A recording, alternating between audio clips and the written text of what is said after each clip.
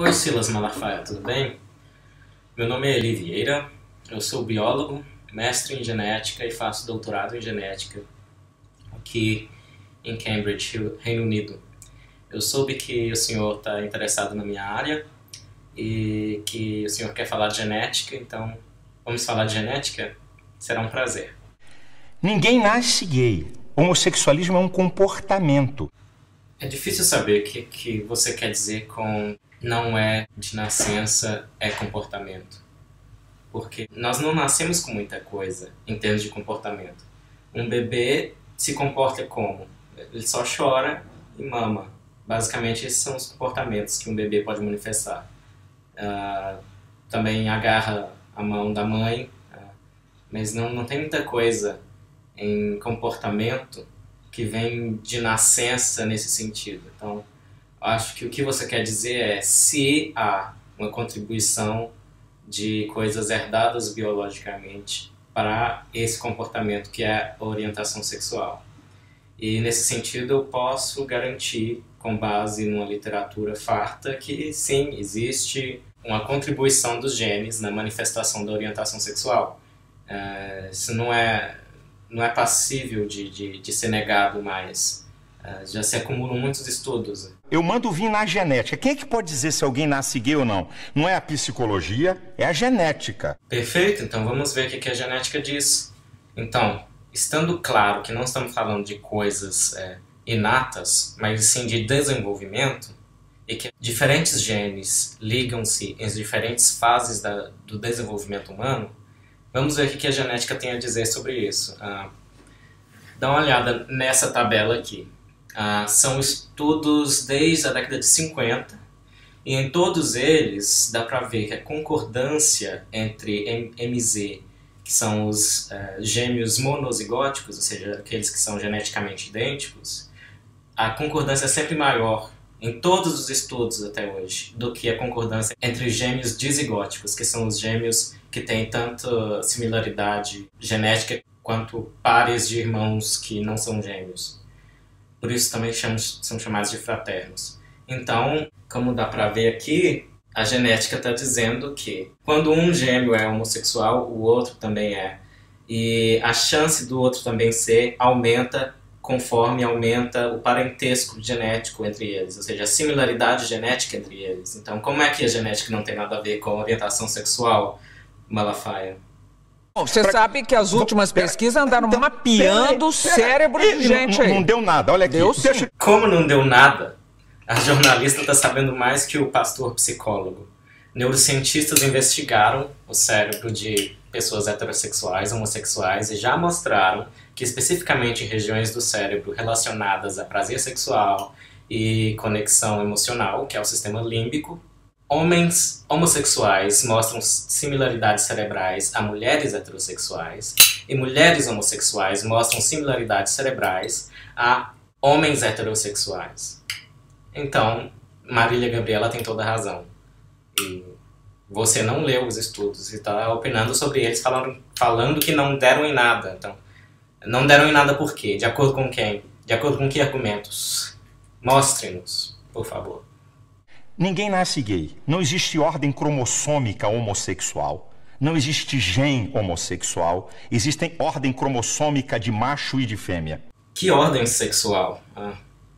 Em mamíferos, o que acontece é que o sexo heterogamético, ou seja, que tem dois cromossomos diferentes, cromossomos sexuais diferentes, é o masculino. Então, macho XY, fêmea XX. Mas em borboletas, em aves, é o contrário. A fêmea é ZW e o macho é ZZ. Em alguns répteis, por exemplo, o sexo é determinado pela temperatura em que o ovo está. Então, não, a natureza não é rígida desse jeito em determinar o que é fêmea, o que é macho. E muito menos nos seres humanos, em que além das contribuições de fatores biológicos, também tem a contribuição da cultura, do ambiente e etc. Então, cito este que é um dos estudos mais recentes sobre determinação sexual. E eles dizem o seguinte, que as diferenças sexuais no cérebro e no comportamento são o ponto final da determinação do sexo. Ou seja, não dá para ignorar as diferenças cerebrais e de orientação sexual, que como eu já mostrei, também tem a ver com cérebro e com genes. Não se pode ignorar isso na hora de dizer o que é macho, o que é fêmea, ou o que é gênero, o que é homem, o que é mulher em seres humanos, que são seres tão complicados e variam tanto, e a maior parte dessa variação é natural e não tem necessidade de ter sempre um julgamento moral em cima. A homossexualidade, um homem ou uma mulher, por determinação genética, e homossexual por preferência aprendida ou imposta. Essa é uma forma completamente inadequada de ver como os genes contribuem como recursos na manifestação de algum comportamento. Isso é determinismo genético. Parece que para o Malafaia, para você, Malafaia, a genética só existe em sua versão determinista do começo do século XX. E sinto te desmentir nessa, mas a gente evoluiu, a gente progrediu. E hoje a gente sabe que comportamento é um fenótipo influenciado por uma infinidade de genes, e o genoma humano tem cerca de 20 mil genes que codificam para proteínas, e alguns, ou centenas ou milhares, influenciam no desenvolvimento do cérebro e inclusive nas regiões do cérebro que influenciam na orientação sexual. E isso não deixa de lado as influências ambientais, culturais, e há uma dissociação entre identidade de gênero, eu sou homem ou eu sou mulher, e orientação sexual. Eu me sinto atraído por mulheres ou eu me sinto atraído por homens. E todas as outras possibilidades. O que se espera é que em alguma frequência na população humana existam combinações de todas as identidades de gênero e todas as orientações sexuais. Porque há uma dissociação entre sentir-se pertencente a um gênero e sentir-se atraído por um gênero. Existem bases genéticas que influenciam na formação da identidade de gênero. Existem bases genéticas que influenciam na formação do sexo biológico do corpo.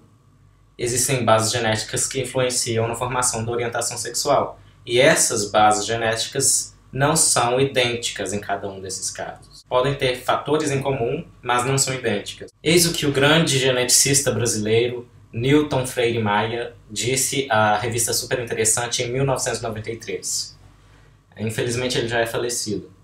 Ele disse: os genes e o meio em que se vive são igualmente importantes. Antes, havia cientistas que acreditavam no inatismo, ou seja, que as pessoas já nasciam fadadas a expressar determinada personalidade. Outros cientistas defendiam o comportamentismo, isto é, tudo era determinado pelo ambiente. Esse confronto, em voga no final do século passado, não existe mais. E não existe mais porque nós sabemos que coisas como altura, cor da pele e comportamento têm influência tanto genética quanto ambiental. E no caso do comportamento, parte da influência ambiental é inclusive cultural em seres humanos. Agora vamos para a pesquisa.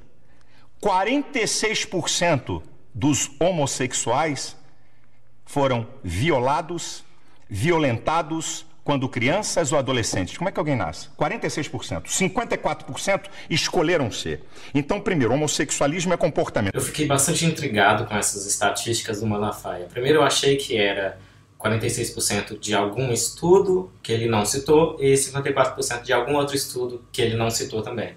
Mas o que parece que ele fez foi que ele pegou 46% de um único estudo e os 54% é o resto. E esse estudo que eu achei, e é este aqui, não diz que 54% dos homossexuais escolheram ser homossexuais. Isso aí foi o Malafaia que criou na entrevista. E esse estudo que ele está citando não diz em lugar nenhum que o abuso sexual durante a infância foi a causa da homossexualidade dessas pessoas. Inclusive, esse estudo cita outro que diz que 59% dos presidiários do sexo masculino foram molestados por alguma mulher adulta quando eram crianças. Então, meus caros e minhas caras, se for para seguir a lógica do Malafaia, a causa de 59% do crime são mulheres que abusam de crianças. Não soa plausível. Então vamos para a genética. Gêmeos iguais, estou falando de genética, gêmeos iguais, isso é o mesmo embrião que se divide, tá? É chamado geneticamente iguais, é homozigóticos. É monozigóticos. São gêmeos iguais. Então o que tinha que acontecer? Se um gêmeo é hétero, o outro teria que ser hétero. Se um gêmeo é homossexual, um gêmeo é homossexual, o outro teria que ser. Então, vamos lá. 35% dos gêmeos que são homossexuais, o outro, 65% são héteros. Então, como é que são iguais? Eu já respondi essa, mas de novo. 50 anos, 10 estudos. Média de concordância em que, nos monozigóticos, um é gay e outro também. 47% dos casos. Vamos ver os outros gêmeos, dizigóticos, em que há menos similaridade genética. Concordância, um é gay, outro também. 13% dos casos. Logo, com mais similaridade genética, há maior probabilidade de que ambos sejam gays. Logo, há bases genéticas na orientação sexual. Simples assim. Eu estou falando de nascer homossexual, eu estou falando de genética. Não, você não está falando de genética, você está falando de inatismo. Coisa que eu já mostrei que o Newton Freire Maia, que fez estudos de genética da homossexualidade, disse que está morta na genética. Então, ninguém nasce canhoto. No entanto, o canhotismo também tem bases genéticas. Tá bom. Não tem uma fonte na genética, não tem uma fonte... Achei mais de 90 estudos, mais de 90 fontes na genética.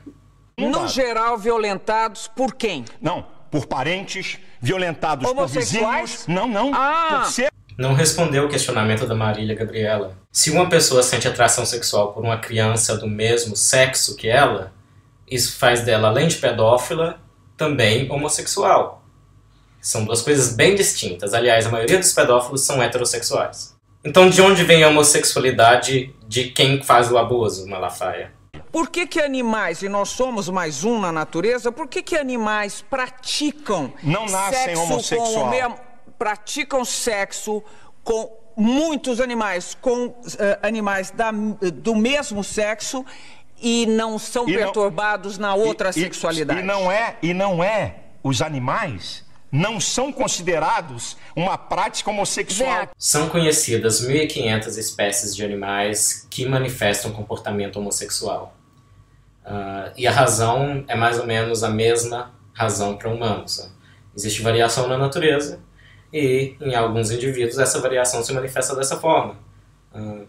E o ser humano é um animal como outro qualquer, e isso acontece com a gente também. O que é ciência? Tem que ter observação. Quer falar de observação, Malafaia? Então, já falei da observação sobre os gêmeos monozigóticos e dizigóticos. Agora vamos falar de outras observações. Existe uma molécula que contribui para o odor masculino, chamada androstenona.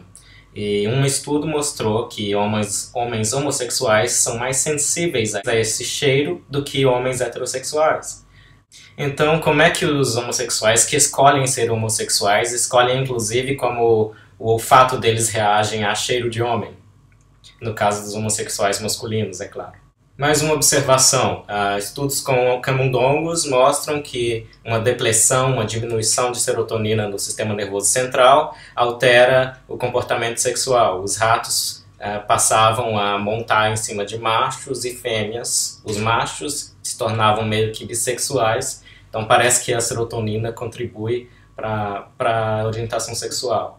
Outro estudo mais recente indica que as marcas ao redor do DNA, que a gente chama de epigenéticas, também podem contribuir na manifestação da orientação sexual. Então, as observações são abundantes. Enquanto isso, você só conseguiu citar um único estudo que alega, e ele nem alega, você que alega, que o abuso sexual infantil causa homossexualidade. Então, quer falar de observação? Vamos falar de observação. Por que a evolução é teoria?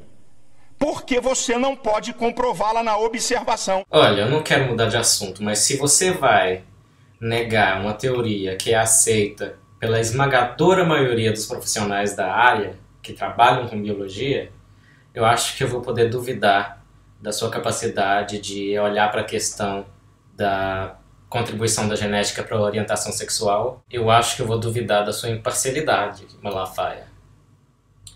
E Eu vou duvidar também da sua formação e inclusive do seu respeito por informação científica e fontes científicas. Digita 15 joias da evolução no Google que você vai ter o que pensar.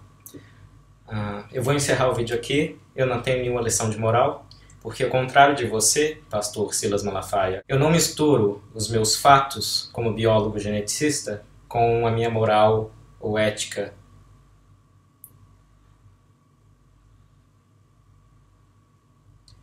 Os fatos eu simplesmente aceito.